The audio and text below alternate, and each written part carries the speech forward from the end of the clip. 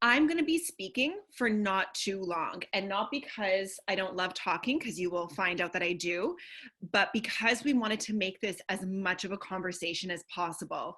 And so my focus for the first, 20 minutes or so is to go over in order what I think is most important in terms of coping with COVID. And even as I say that, I know what a tall order it is. And it's almost as if every week there's a new wave of emotions, as there's new information or not information or silence or stillness, all that kind of stuff. So I really want to go over, again, from my perspective, how to navigate this time in our lives from a mental health perspective. I know Megan has a couple of questions that she's collected that she's going to share with everybody. And then please, like, throughout the conversation, if you have questions, concerns, you want more details about something, feel free to message Megan privately, myself privately, or, put it in the chat box, because yeah, we're really, really excited for this conversation. Okay, let's get started on acknowledging and connecting. Oh, Megan, sorry, I should have cued you a little bit more subtly. Oh, no, I hear you. I'm just doing a million things at once. No, it's just more of the slow computer connection. Okay. We'll get there. So there we go. This is my first recommendation, and I might come back to it a couple of times. So I think that sometimes when whether we're doing counseling or emotional work, we sometimes want to jump right to the intervention. So whether that's meditation or self-care or, exercise, therapy, and all of those things are really, really good things. However, I am a really, really big believer that in order to really address what's wrong, you have to know what's wrong. And so for some people, it's sadness, and they feel overwhelmed, they feel lonely, they feel depressed. For other people, they can't sleep at night. They feel anxious. They're having panic attacks. They're terrified about their parents that are home. For some people, they're angry. They're frustrated with having to be a teacher and a guidance counselor and, their partner's best friend. And it's a lot. And so I think I just can't, encourage you enough to understand what's going on for you emotionally and to acknowledge that. There's a saying that we have that's very, very therapy-ish that says, what you resist persists. And so it essentially means that if you ignore the sadness, it will just build and build and build. Same with the anxiety, it will just build and build and build until it literally pours over into every aspect of your life, personal, professional, your family, your health. And so again, the reason that this step is so important is to not let it build and to call a spade. And so, and it doesn't have to be just bad. If you're having a really good day, or you're feeling grateful, or you were able to have structure during your day, call that out too, and just acknowledge what's going well, but equally acknowledge what's not going well. And again, it's almost hard to focus on our own emotional reactions when we're being bombarded by other people's, whether it's on the news or social media. So really just being deliberate in asking yourself, how are you feeling? How are you coping? How are you doing with all of this? And honestly give yourself the space to answer, whether it's something that you do by writing it out and journaling, whether it's something you do by connecting with a close friend and talking about it, whether you connect with a therapist or, online services, whatever it may be. And particularly if you're noticing that if you know yourself and you know that your symptoms are kind of escalating, so whether it's anxiety, and again, there's just like constant thinking about the future, what's going to happen, and it feels debilitating. If you're feeling depressed and you feel like it's increasingly difficult to get out of bed, or you feel numb, like you just feel nothing, and you know that this is different from your sort of norm, your everyday mood, I cannot encourage enough, don't wait to burn out to connect. Again, circumstantially, these are they're very different times. And I think that we're all doing our best to adapt and to, accommodate what's happening circumstantially, but please don't do it alone. And I know that it feels strange to say that, because in some ways, like, many of us have never felt more alone, but there are services that exist. There are people, there are workshops like this where we can connect and figure out better ways of navigating this time in our lives. Okay. Megan, next, please.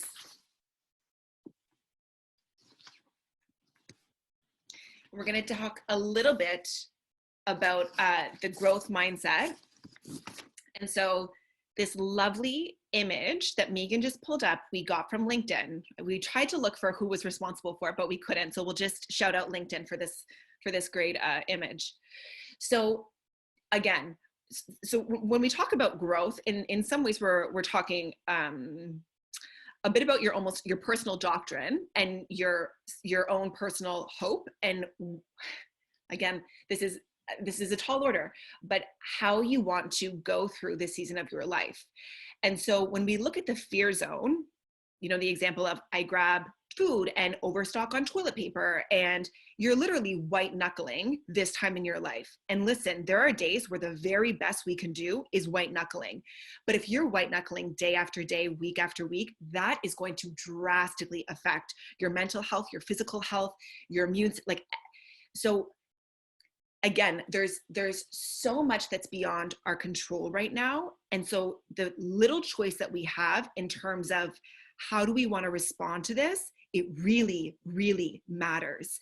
And so there's the fear where, again, we just feel like we're white knuckling. There's the learning zone where it's, you know, what am I learning about myself, or what am I learning from other people? And then there's the growth zone. And the growth zone is it's focused on, I'm going to see this as an opportunity, and I want to literally grow through this. You know, it might not be a season in your life where you're growing. I mean, maybe some people are growing financially, but maybe it's not your financial growth, but maybe it's your physical growth. Maybe it's your mental health growth. Maybe it's your relationship growth. Maybe it's reprioritizing for yourself. Like, there's still so much growth that can happen in this. And I'll be really honest with everybody. I'm a hardcore pessimist. So I am not like an optimistic rally, I'm going to make the most of the season of my life. Like, that is just not my cup of tea.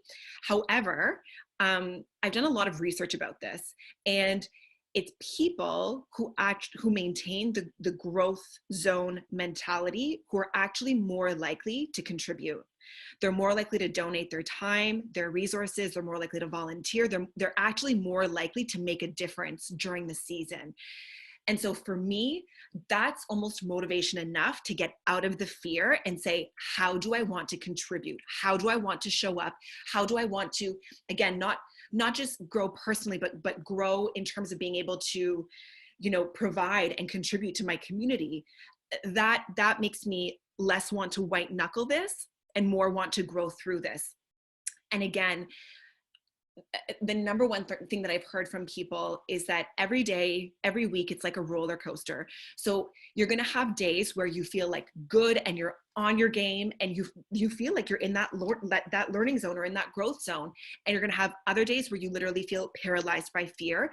It's not about judging, but I think it's about whether it's every night saying, I want to try differently tomorrow, or every morning saying, I want to do differently today. I don't want to get caught up in the fear, which again, I think that there's a balance between being responsible and consuming information that we need to know, and then feeling paralyzed by it.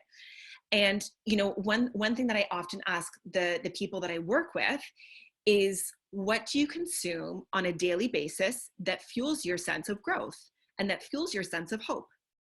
Versus what you consume on a daily basis that fuels your fear.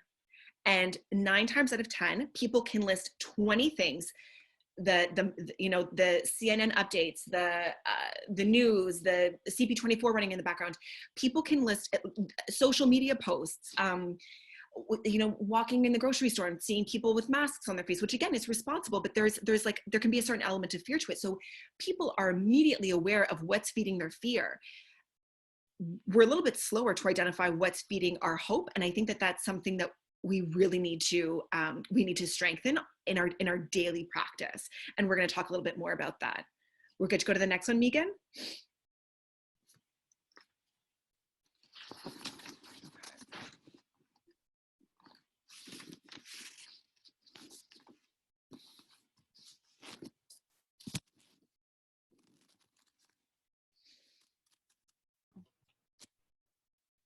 It's okay. It's just taking, it's just taking its little, Sleepy. that's okay.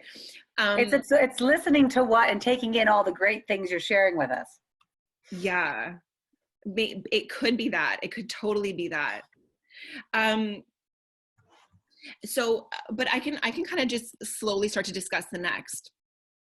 Oh, perfect timing. So, I shared this on my Instagram the other week when I was talking with Dr. Sivji and Dr. Campbell about the importance of recognizing that this isn't a sprint, like this is a marathon. And not sometimes, you know, honestly, not even marathon is in how many weeks we've been in this or how many weeks we're going to be in this. For me, it feels like a daily marathon, like just making it from, you know, 6 a.m. to noon, it's a marathon. And then noon till, you know, the rest of the day, whatever it may be. You need to fuel up. We all need to fuel up. This is not a season where you can be stingy with yourself. This is, you know, this isn't the type of self-care that's self-indulgent. This is the self-care that's going to sustain you.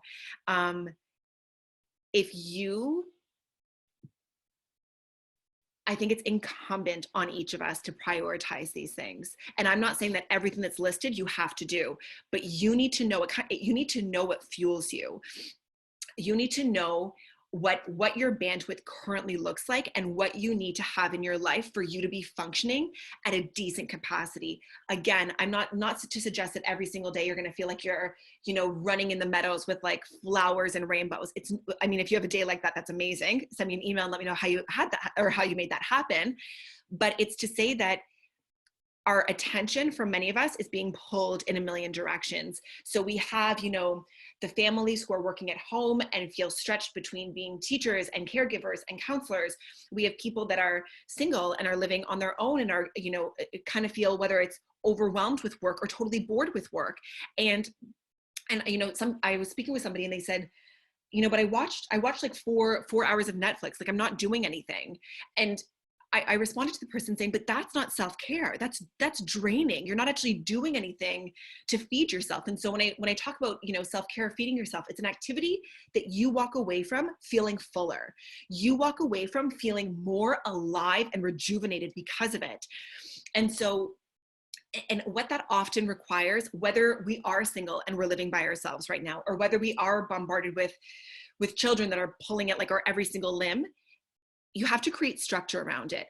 Never in my life has self-care just, you know, dropped from the sky into my lap and said, here you go, Amy, here's a weekend for you to take care of yourself. I am still praying for that to happen. It probably won't. So how self-care actually looks like is me sitting down with my husband and saying, you know, from 8 till 9:30, you take the girls or from 8 to 9 or 8 to 8:30, anything, you take the girls, don't bother me because I need to do a 20-minute run and have a 1-second shower and a coffee by myself with nobody asking me for anything.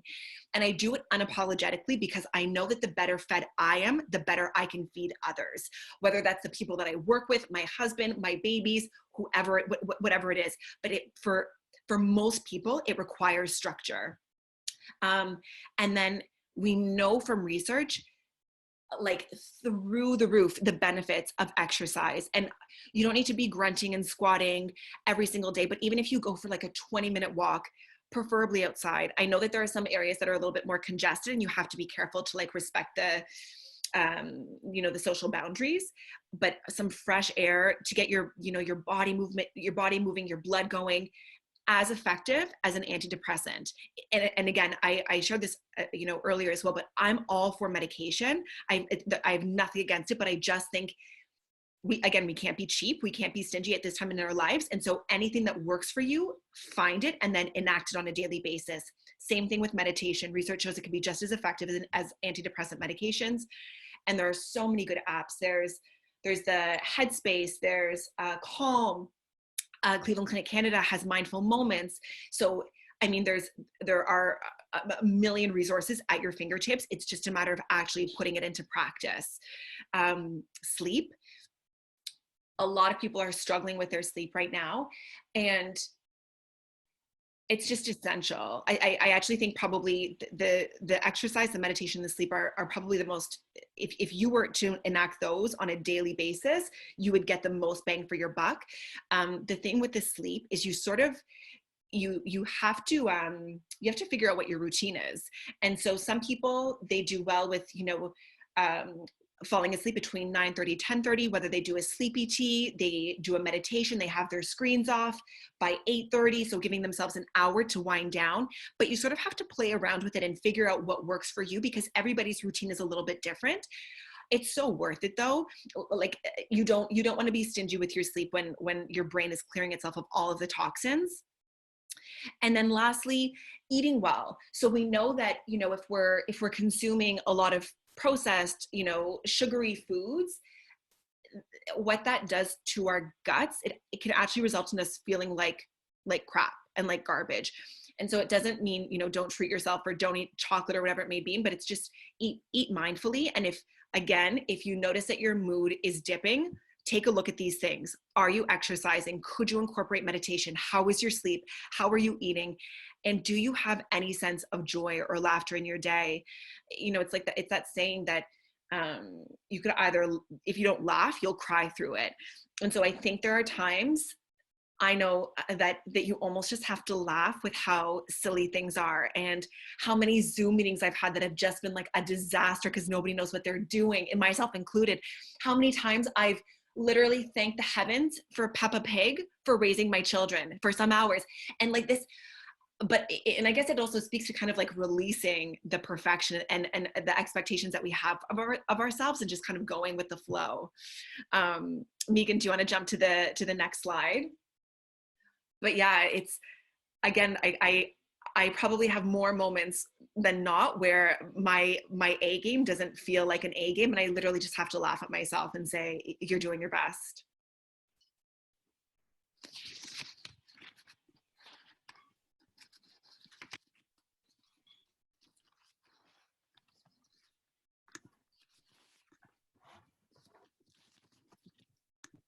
And then this is the last slide, and then we're going to kind of open it up for conversation.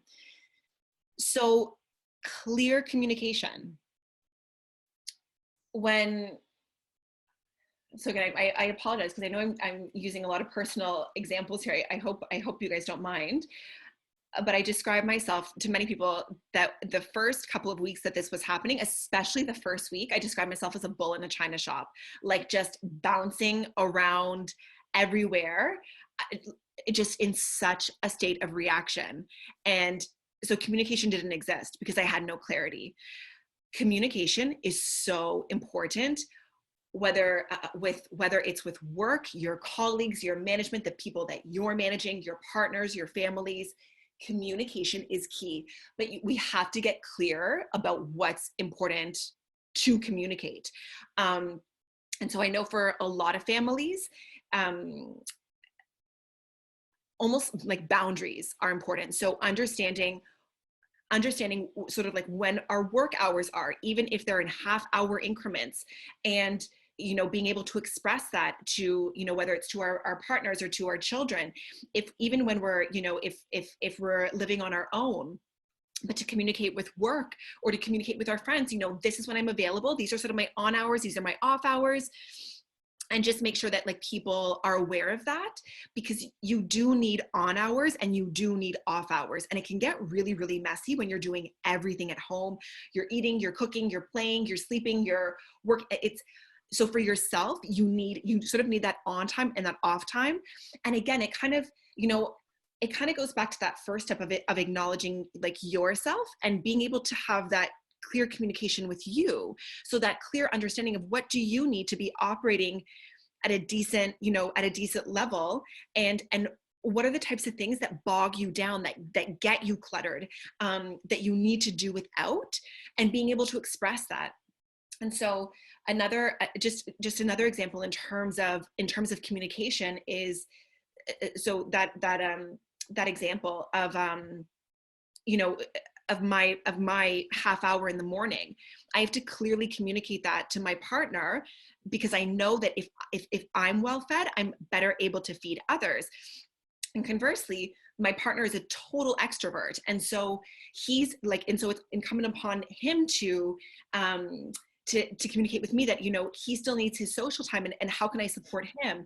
And again, every day it's as much as we do have sort of a structured routine, there's still a juggling act. And I think that's where we sort of have to be like a little bit kind and graceful with ourselves. But clear communication now helps to clean up like future conflict and chaos down the road or in the evening or whatever it may be. Megan, does that make sense? Definitely. There's, I think that thank you, Amy, for getting the conversation started. I do think we can jump into some questions now. And what I really took away from what you just said are 4 areas about just how important it is to quiet our world, as hard as that is right now, and tune into ourselves and observe what's going on. And that may change hourly or daily or whatever it is, but just really knowing ourselves, choosing how we want to respond in this. You know, we can keep white knuckling it, or we can choose to learn and grow. And again, that might go day to day, fueling up ourselves and the importance of that, as well as the importance of clear communication, professionally and personally in our lives, and then also the need for boundaries. Yeah, yeah. One of the things you and I have chatted about before is, you know, with this starting, the rule book got thrown away for us around what are reasonable expectations of ourselves, what are our boundaries, what are all these things, because all the rules have changed during this. And so how do we, do you have any advice on how we can evolve our expectations so we don't find ourselves in this cycle of disappointment or feeling that we're not actually achieving what we should be able to achieve? Because what I could achieve in February looks very different than what I'm actually able to achieve today on April 13th. Oh my goodness gracious. Yep. Yep. You sort of have to lower that bar just a little bit, you know, and I think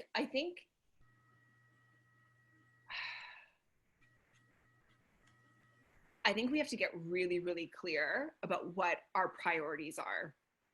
And so I almost think of like sort of different categories with work. What is essential right now? What is essential for our success or for our growth?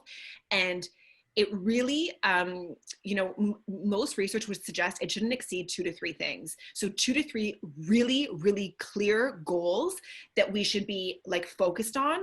And I think the same thing in terms of our health, and in terms of if we have a family, our family's health. And so I guess, you know, Megan, like our culture is so identified as being as us being busybodies, and we're constantly multitasking. We're constantly doing like a zillion things. So we're sent to our homes because of COVID, and in some ways we're still maintaining that pace of, you know, going really fast and, you know, multitasking and doing a zillion different. It's not realistic.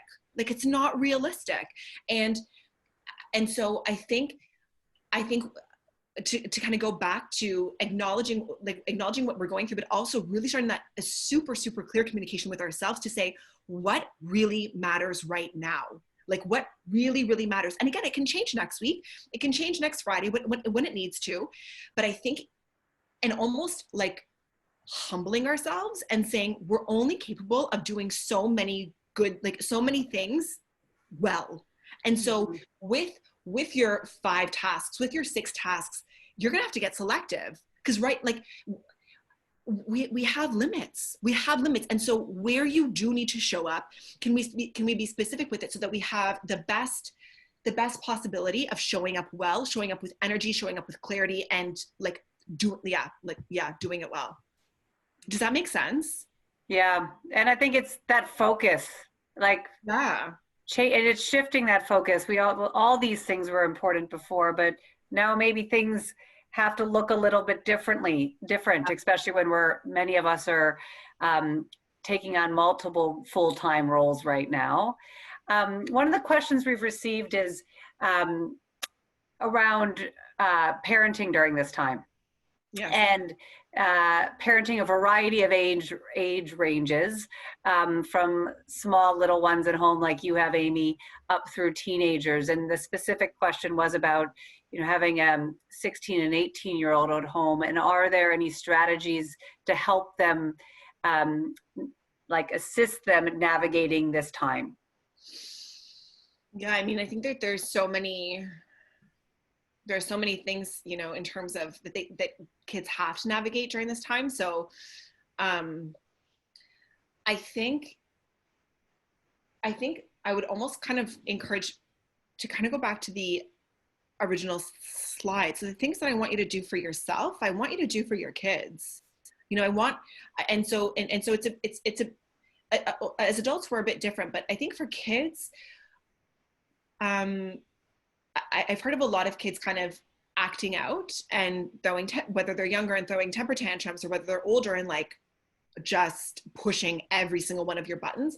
And I think kids like us they're angry and they're frustrated, and their prom was ruined, and whether they're going to their first year of university is like they're stressed about that, and they miss their friends, and they and they're bombarded by images of what how cool other people's lives are. So I think it's about almost creating that space for them and saying, what's this like for you? And I think for parents, it's really hard for us to not interject and to not challenge them and to not challenge their feelings, and not because we're trying to frustrate them, but because we want to fix it for them. But I think one of the best things that you can do for your kids right now is just give them the space to feel frustrated and say, I hear you, and just validate them, like just affirm them. Because probably the number one thing that I hear from kids, especially, I saw the ages of 16 and 18, so particularly that age group, is that my parents always try to fix it. And so consequently, teenagers can sometimes feel like cut off, like they can only be upset into a point, but then it's like, okay, but things are going to be okay, or like and not that that's not bad, but kind of knowing that pacing, and like making sure your kid has kind of let it all out. And so, even if you ask, is there anything else? Is there anything else? And be patient, and make sure that you don't have like a meeting in 15 minutes that you have to jump, like make sure that you have the time to really devote for kids to, again, like for lack of a better term, unravel and spiral a little bit. And I think after that spiraling has happened, ask them, do you want to talk about strategies? Do you, and a lot of this we won't be able to fix, but the things that matter most to you, do you want to spend some time and explore that? Explore, what about the online schooling? Is it working well? What's not working well? Are there any subjects that you're really struggling with? Do they need help? I'm sure kids are very technologically savvy, but would it be helpful if you and your friends had like scheduled game nights, or scheduled, whether it's FaceTime sessions or scheduled trivia nights or gaming nights, or whatever it may be, so that they can still have, they have their fun and they look forward to it, just in a bit of a different way. And also, I know it might sound like a silly question, but it's not. Asking them, what could bring you joy right now? And I've spoken to some families, and for some families, it's it might sound silly, but they get to have dessert. Every night they get dessert because that's something that's special. But right now they don't feel like there's a lot special that's going on, or do we want to do movie night where we like really do it up and like we have popcorn with extra butter and all that kind of stuff, but and they get to pick the movie, but just kind of giving something to look forward to. And I think also just especially with the 16 and 18-year-old, I know with my kids, my kids are much younger, but they know that there's a virus, and so everybody has to be careful. And because we don't want to overwhelm the hardworking nurses and doctors. And so I'll have that honest conversation with them, but just put it in realistic terms, and also can give them a sense of what they can do to make things better. And so washing their hands really, really helps. I also throw in that making their beds in the morning also really, really helps, but that's just because I'm a selfish human being. But especially for older kids, give them choices wherever they can, give them power wherever they can, because right now they're feeling probably so disjointed because of the lack of choices they have in their life. Thank you, Amy. And I think that, it's all comes back to communication, and it forces us into a really uncomfortable place because we want, especially when it comes to parenting, we want to fix things, and we can't necessarily fix things, but we can give the space to let people connect. Yeah. And we started in my house. I have a little one too, but just family dinners, and that wasn't a consistent thing we were able to do before. And just each night we do what was a highlight, your rose, what was the stem, what did you learn, what was a thorn, what didn't go so well, and allowing us to be in that space of this didn't go so well and just acknowledging it. So it's interesting the new traditions you can create out of something like this. So thank you for that. Another question that's come up and, maybe affecting our children or us as individuals is that, this stuff like this, it's heavy, and we can find ourselves in a rut where, it used to be easy for us to get up and go run and be active and like take on the day. And, we know the wellness thing, the self-care things are good for us, but it's hard to get motivated to do it when things feel so heavy. Are there any suggestions of, how we can address that and try to overcome it? I was going to say, just hire me to be by your bedside at 7 a.m. and I'll be like, do it because you matter and you're worth it and you need this. I guess that's not, one, that's not a sellable, anything. But I think acknowledging, not to cop out, but quite seriously, just acknowledging the heaviness and get for a second, just like get descriptive about it. What is that? Is the heaviness the family? Is the heaviness the work? Is the heaviness the expectations? Is the heaviness us? Like, is it our expectations of ourselves? And is the heaviness bad, or is it just sort of our body's way of speaking to us and saying you're taking on too much? Which and again, it doesn't mean that we're gonna kick up our feet and not do work for the next however many weeks, but I ask myself frequently, what's the alternative? So if we're feeling that burnout, if we're feeling the fatigue, so if we don't go to the self, if we don't get the sleep, if we don't do the meditation, if we don't do the exercise, what's the alternative? And the reality is that the alternative is burning out. And is that realistic? Is it real? And it's almost as if, burnout is something that we talk about, but if you've experienced it, it's something that you would never want to play with ever again, where you're physically shut down, you're emotionally shut down, you're socially shut down, you literally can't get out of bed. So then what happens to work? Then what happens to the kids? Then what happens, like who's checking in on your parents then? And so, the other thing that I kind of think of is the whole concept of, energy creates energy. So you don't have to start with all of it, but start with something that would feed yourself. And if it's the part where you acknowledge and you cry because it just feels so overwhelming, you start with that. If historically you do better after a 20-minute walk and some fresh air, I don't care if you feel exhausted, go outside, push yourself for that 20 minutes. And if you feel like it was the biggest waste of your life ever, you can send me an email and say you were 100% wrong, but 9 times out of 10, you will be better for it. But it's almost like we have to start somewhere. We have to start somewhere. And and whether that's acknowledging the heaviness or like the hurt and the frustration, or, but eventually like starting to take those baby steps and making those decisions for yourself.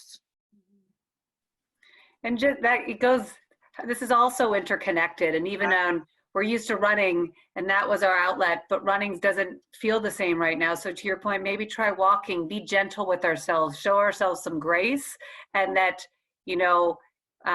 we may have to adjust this time because mentally and emotionally, our bodies are going through a lot. It's like grief, and it can be really exhausting for us. And so just to be aware and check in with ourselves. And Megan, can I add to that? Because I think particularly if you are feeling that heaviness and that grief, there's one of my favorite sayings is, be careful about every time you say yes to others, especially if it results in you saying no to yourself. And so I think that when we feel heavy, we can almost be tempted to overproduce, and it's almost like we're overcompensating for how crappy we feel.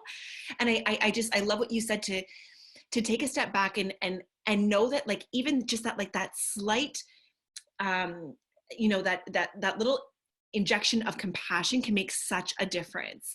But just to be careful that again, I see that a lot when we're feeling heavy or we're feeling overwhelmed. In some ways, we just become more of a workhorse. And again, getting lost in work isn't a bad thing. You just have to be sure that you're being well fueled and well fed, so that what you're producing is quality. Mm-hmm. And that goes back to that checking in with yourself and saying, how am I feeling? And it's the power of journaling each morning too, to just get it out and reflect. Yeah. This one of the question kind of loops back to our earlier conversation with kids, and how, it is an anxious time. It's an anxious time for kids, for adults, and social media can fuel that. The screen time's gone up for everyone right now because of online schooling, and just there's more time on our hands. Any advice on how to manage that or limit that? Aside from throwing the phone outside? Just throw it out into the garbage. No, that will just create a whole other world of conflict and chaos. So I think that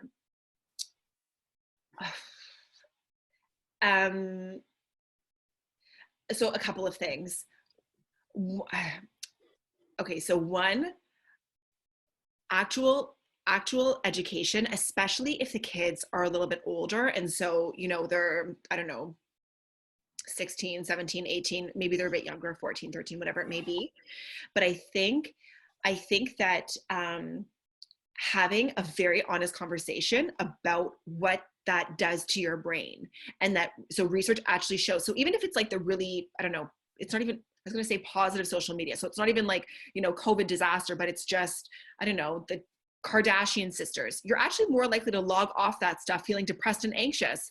So be a responsible user. And I think that actually that involves us having those conversations with our kids, because I don't think it's realistic for parents to be monitoring their kids' use every single second. I know that there are some apps that you can download to, prohibit or whatever it may be. But I mean, I think most kids are smart and can find their way around that. So I would say, one, just have, like, really having a conversation, asking, how do you feel after looking at your friends' feeds? Like, do you feel better about your life? Do you feel more anxious? Do you feel confident? Because what are you trying to create for yourself? If you're trying to create a world where you feel confident and beautiful and powerful and smart, and this is making you feel like garbage, then you're going to have to learn to do this differently, right?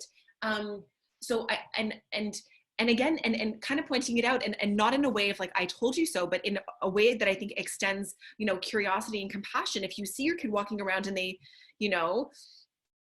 if it's your son and he just looks like down on himself and he's telling you all, all the cool things that his friends are doing at their homes, like, just pointing out, how does that make you feel? And like, was it worth it? Like, what did this add to your life? How did this add value to your life?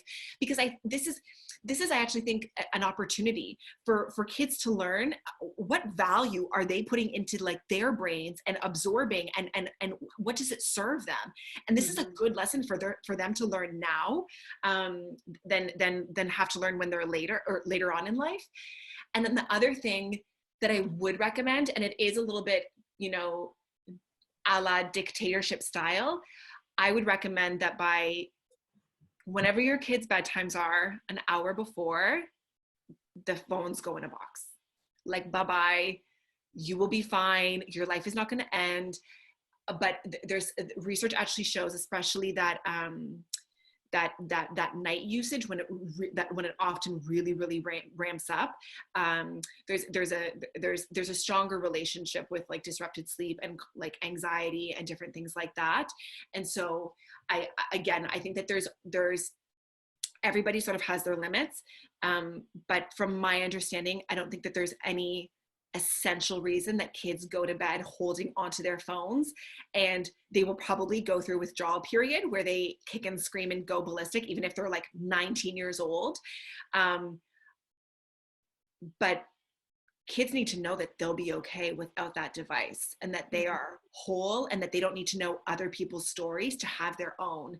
And I guess that's the only other thing that I would say is, because that's the one thing about like the social media is we're so focused on other people's narratives as opposed to creating our own. This is our time to create a rich, exciting story of our own. Get off the Instagram, get off the TikTok, and like go build your own story that you're proud of, even if nobody ever sees it. And then, sorry, Megan, the only other thing that I was gonna say, as parents, be careful of what we're consuming. So be careful of the news that we're consuming. Oh my gosh, the amounts of times that, I think, my kid is never going to use, their phone. And here I am scrolling on my own stuff while my kid's like saying, Mommy, can we play? So what example are we setting as parents? And are we good at putting down our phones? And are we good at like not checking our email at night? So I think that matters too. Thanks, Amy. It's a really powerful thing to leave us with, is that we are all what we consume, and just being mindful of that, and just having that honest conversation. Like, if all of this, we all come out with being better communicators and have stronger relationships, like that's really powerful. So thank you for everyone for joining us today, and a special thank you to Amy for helping us reflect on where we are right now, and empowering us to choose how we want to respond going forward. I'd like to leave you guys all with some wise words my 6-year-old daughter shared with me yesterday when her toy broke. She looked up and said, "It's okay, Mama. The best thing about something breaking is that you can make it into something better." Oh. So let's all take that going forward as we continue to cope with COVID. Enjoy the rest of your day and be well, everyone.